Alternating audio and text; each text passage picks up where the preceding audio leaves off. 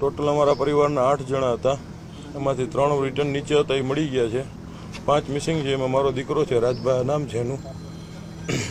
બીજા મારા એક સાઢુભાઈ છે, એક એમનો દીકરો છે, એક એના મોટાભાઈની બેબી છે અને એક એમના સાડા.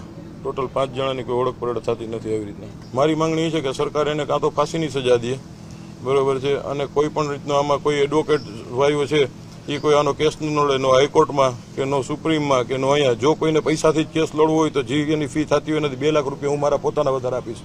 બીજું મારે કોઈ સરકારી સહાય જોતી નથી. મીડિયાની હાજરીમાં મને જે સરકારી સહાય મળશે, જેની જરૂરિયાત છે એનું આપી દઈશ. બીજું જો આ લોકો એક જાતની સજા પડી કે એ લોકોને ફાંસીની કે 100 કોઈ પણ એને સજા પડી, સજા પહેલાં જો એના જામીન મંજૂર થયા તો હું બધાને મારી નાખીશ.